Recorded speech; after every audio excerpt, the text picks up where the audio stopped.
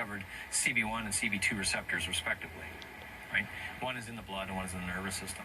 And those receptors are what we react to because we have a natural endocannabinoid system. And so when we ingest the material that's herbal, it reacts with these identified CB1 and CB2 receptors. Now there's a sense that there may be more receptors, which would mean more receptive to other types of cannabinoid-based. Just as a fluke of nature, that what Mother Nature produces actually matches our own system. If you think about it, right? Coevolution, right?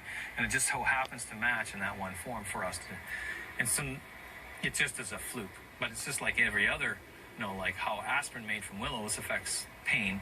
It's a sort of, or opiates affect some forms of, for sleeping, like codeine.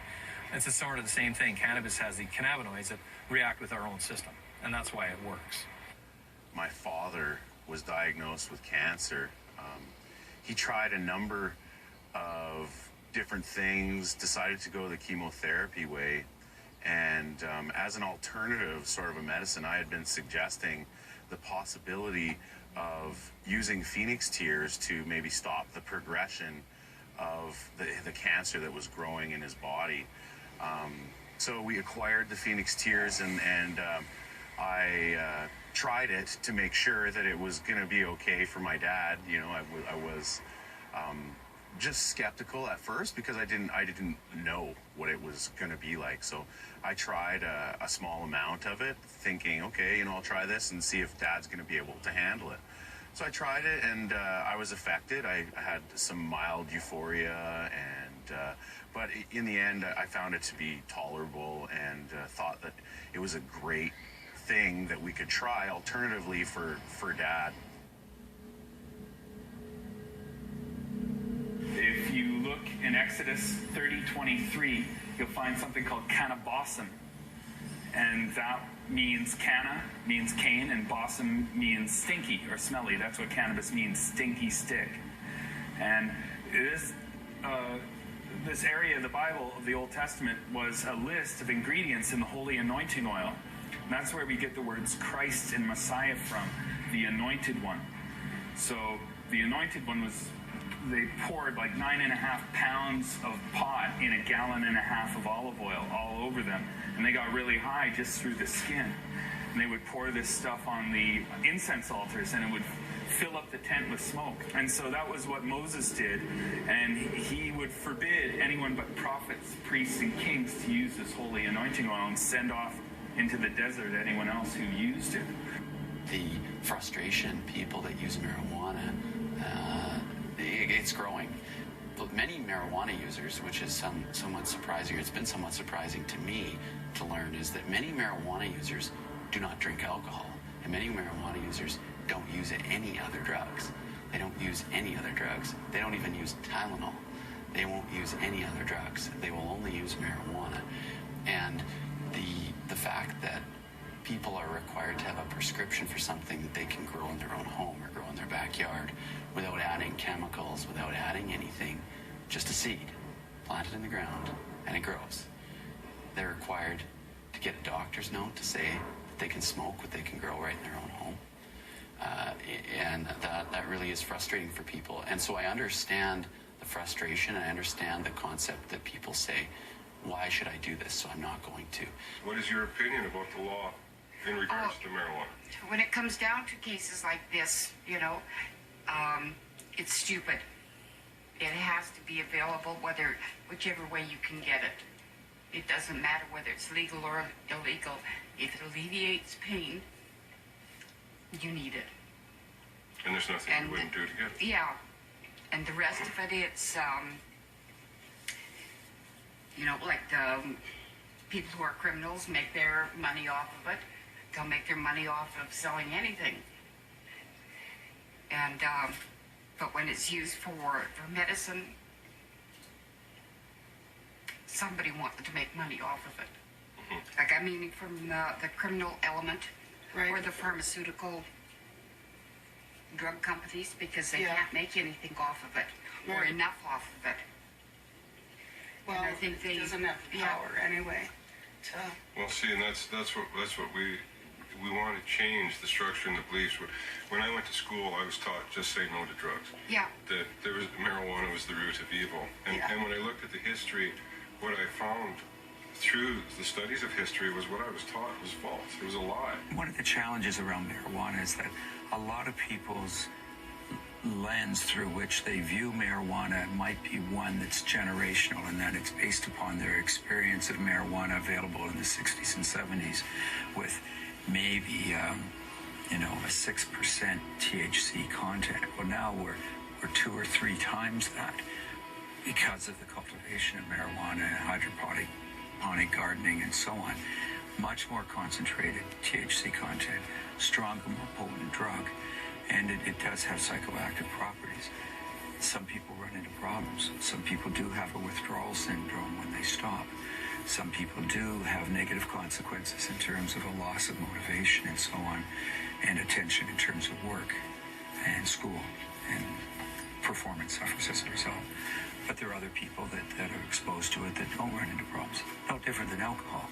A lot of people are social drinkers, and they're able to manage and contain it and still do their work. Just about every call that I went on that involved alcohol usually involved somebody who was fighting, argumentative, causing a disturbance, those kinds of things. Whereas if you came across somebody who smoked a couple of joints, generally that person was very passive. Why does this prohibition continue? That's what I'm wondering. Stephen Harper, he's going to say, oh, it's because all drugs are bad and it's the kids. All right, it's bullshit. Just a fucking garbage answer. Really, why? What's the big deal? If in fact Stephen Harper wants to build private prisons and fill those with people for an industry, create jobs, right? If in fact that's what he wants to do, that's horrendous. I was in Johannesburg, and there it is. I learned that most of the jails are private jails, owned by Wack and Hut Industries, one of the biggest security companies in the world. We're now getting the same big jail, super jail thing here. What are we going to do? Start arresting people for minor possession and throwing them in jail? Is that, I mean, in the jail, there's a jail economy.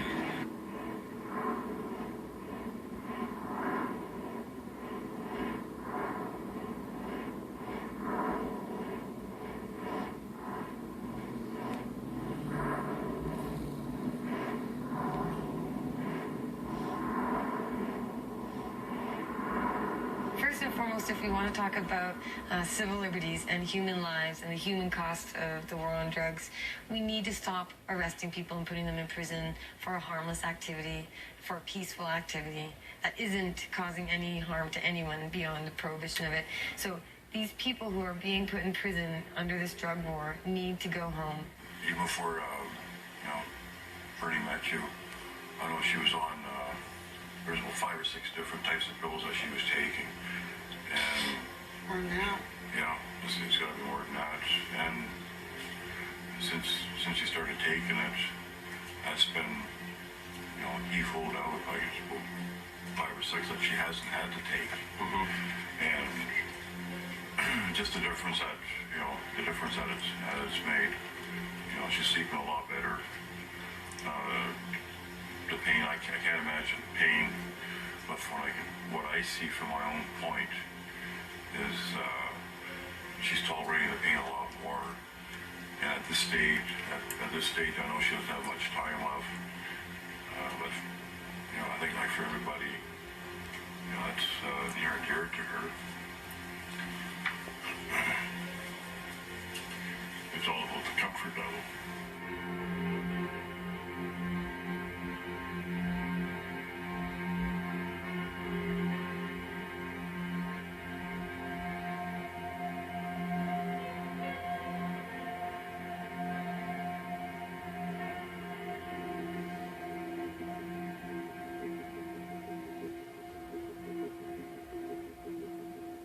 For any pharmaceutical research, you need funding and appreciation that there's going to be a market out there.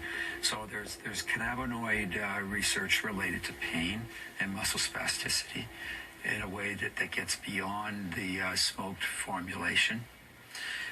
Although having the smoked formulation there creates a disincentive for pharmaceutical companies to get into a market that they can't compete with, because of the amount of money they would have to put into research to actually bring a drug to market through proper clinical trials and evaluation.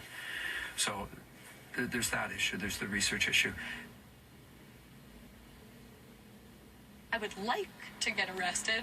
Not that I would enjoy it, but I would like to if I did, so that I could just show people I'm in jail for smoking a medicine, and there's also rapists and murderers in jail, and just show that contrast and how much it doesn't make any sense that I'm using a medicine to help myself get by every day and that I could be thrown in jail for it. Resistance against laws, it sometimes proves to be beneficial to people, but it's always at an expense. The justice system is faced with the expense of running trials on these issues. The citizen themselves is forced to hire legal counsel, which is at an expense, and it's at an emotional expense for these people to get through the justice system, knowing that they could potentially face sanction or a criminal record for somebody who is not a criminal to have a criminal record.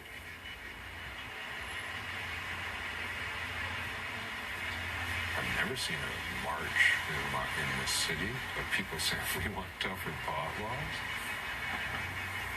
But you've seen tens of thousands of Canadians march year after year after year and ask to have these laws relaxed. Taxpayers are being robbed of billions of dollars for drug war enforcement. It goes from the courts to the policing to the incarceration to the prison industry, and it goes into the costs that you can't even calculate. So many lives are ruined and we're not really exposed to it. It becomes part of the machine and part of the system.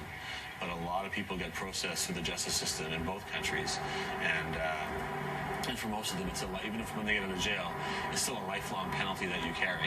In fact, even being charged with a cannabis offense and not being convicted can restrict you getting across the border to the U.S. You don't even have to have a conviction for them to look it up and see you've been charged. It can be enough to be blocked in your travel. And so the consequences of these things can be quite severe. There's no secret that there is a benefit to people, to citizens that are employed in areas that are involved in the prosecution of marijuana, or jails are being built. People are being employed building jails. Correctional guards are being employed for people that attend jails. Defense lawyers are busier. There's more jobs for prosecutors. There's more jobs for police. It's a job creating area. There's no question about it that the prosecution and the prohibition against marijuana use, possession, and production creates jobs for people, and there's a direct benefit to us. Even me as a lawyer, there's a direct benefit to the stronger law against marijuana use. I directly benefit on a monthly basis from strict marijuana laws. And society as a whole, I don't know if they benefit. I mean, that's the issue. So if society doesn't benefit from strict marijuana and hemp laws, then who does? If it is powerful 20th century corporations that created monopolies to make themselves rich, why do they continue? Why not end prohibition now that they've made their money? In the mind of a monopolist, they don't just want to make money. They want to make all the money. And you can't monopolize a farm crop. Anybody can grow it. So the guys who are creating the raw materials will be everybody who wants to, and in a market that's reasonable. And so in order to maintain a monopoly on fuel, they've got to maintain hemp prohibition, or over-regulation of industrial hemp. Right now, you got to buy the hemp seeds from the same guy every year. You can't breed your own seeds unless you have a breeder's license. To get a breeder's license, you need to apprentice under a breeder for 10 years and have a science degree.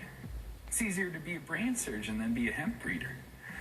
And so they've monopolized and overregulated the hemp industry using the evils of marijuana on our children as an excuse to do so. So the way to remove the red tape around industrial hemp is to legalize pot for social purposes, to move to a wine model and eventually a coffee bean model of distribution so that you can remove the overregulation around industrial hemp. If Monsanto has their way, they literally own like 80% of the seeds being dispersed in North America right now. So if that continues on, there's not going to be any seeds that we can reproduce ourselves. And that's a scary prospect because that's not just like cannabis, which is an awesome healing medicine and a good source of food. That's like all our food. So that becomes an important thing for all of humanity. The hemp seed, it's kind of weird. Hemp is one of the only non-GMO plants today still. It's just non-genetically modified. They just keep breeding it with other varieties. That's the cool thing. Hemp has a sex. It's the only plant with a sex. So you can basically breed it a certain way, and different traits from other plants you can merge together. Cannabis can do that too. What they should be doing is taking the hemp plant, the tallest variety, combining it with the cannabis, the most potent in THC, mixing the two. Then you could have medicine, that much medicine more per acre. With so many advantages, it's hard to imagine any good reason why hemp is overregulated and cannabis or marijuana is illegal. And with these clear advantages, the government still seems to be making poor leadership choices.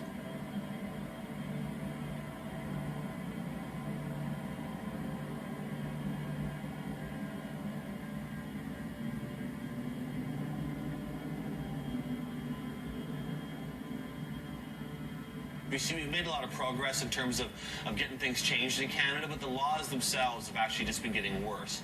We've had success in that hemp cultivation is now widespread, whereas 2 decades ago you couldn't grow hemp in Canada. Medical cannabis is widely available. The government's actually growing medical cannabis, admittedly low grade, but nevertheless it's a step forward. Bongs and pipes and grow books are available, but most of these laws still stay in place. In fact, bongs and pipes and grow books are illegal in Canada, and most of these laws are still in place. In fact, they've gotten worse.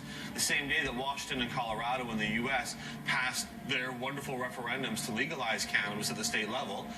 In Canada, our mandatory minimums came into place, and Stephen Harper's new punishments for cultivation of cannabis, 6 months in prison for growing 6 or more plants, also a lengthy sentence for trafficking in cannabis, which would apply to me and everyone in our dispensaries and all the other dispensaries in Canada. But when I look to the U.S. and I see how they've changed their laws, and aside from Washington and Colorado having their referendum votes, at the same time, Massachusetts became the 18th state to legalize medical access to cannabis. That's an average of more than 1 state a year allowing medical marijuana since California became the first in 1996. And in all those cases, all these victories when it comes to actually changing the laws have come through ballot initiatives, referendums, grassroots efforts, often or usually against the will of politicians. In Washington and Colorado, governors campaigned against these laws, but they passed with big majorities anyways. We have got to stop arresting people for something that doesn't hurt anybody, and that's personal choice. They can choose to use marijuana, and we shouldn't be punishing them for that. For me, that's most important, because once you stop arresting people, then you can start finding out how much money is being saved. Things are changing fast in the world, and will continue to do so now. But those 2 votes in Colorado and Washington they're the guy flicking the first domino. In many ways, where you spend your money is your vote. If you buy stuff off these large corporations at Walmart, well, you're voting for China and Walmart and whatever else, is behind that. But if people start eating hemp in particular, it's healthier for them. Certainly, I've been a vegetarian now for 16, almost 17 years, and I'm proving that eating cannabis is a better replacement than eating meat or all the other substitutes like soya that are out there. I'm a very healthy man. I've got a Project Team 420 that I'm developing that's kind of engaging in athletics to prove that cannabis is healthy for athletes and for the average person. So eating hemp is probably the most important thing that people could do, because it not only sustains themselves and makes them healthier, makes their immune systems work better, and all sorts of other disease-fighting, goodies are in the cannabis seeds. So A, you're making yourself healthier, and B, you're supporting hemp farmers and supporting people that are in the industry directly, which will encourage them to get into more hemp food products, and then eventually, be able to, get into the whole range of hemp products that are out there. If we were to look at this another way and to say the government has made a lot of money on the sale, consumption of alcohol, if the government was to legalize marijuana and do so responsibly, not selling it to minors, for example, I don't think many marijuana activists would think that was appropriate. Not selling it to minors, making it legal, cutting the organized crime out of the equation, making it taxable, making money on a recreational substance, which is no different than alcohol, which is no different than caffeine, which is no different than many substances that citizens consume on a daily basis that let them feel euphoric, that let them feel relaxed, that give them an ability to get out of bed in the morning some days. The taxation of marijuana, I would suggest, would clearly have more benefit than the benefit of building jails or lining the pockets of justice system participants. I found diverse perspectives on hemp and marijuana, innovative ideas, solid factual arguments, and even borderline conspiracy theory. The consensus was that prohibition isn't working, that cannabis is a plant that naturally grows a flower with extraordinary potential, and it's wrong to put people in jail for growing this flower. Progress has been made with citizens' initiatives in the United States, and there is one province in Canada that allows for a citizens' initiative to take place, and that's British Columbia. Now, in British Columbia, we're the only province in Canada that also has a referendum system. We also have a system whereby citizens can gather signatures for a ballot initiative and force a vote on a piece of legislation they've prepared. It's harder in BC than any American state in terms of how many signatures you need to get something on the ballot, but it can be done. The best campaign I've seen so far is the Sensible BC campaign. That's at least something that British Columbians can do to at least change the laws in the province, and the referendum that's upcoming through sensiblebc.ca. That's a really good plan, and I think that is something that would at least change the laws somewhat in British Columbia, and that's something that if you live in British Columbia, I really, really hope people participate in and vote in. First of all, we don't have to have a referendum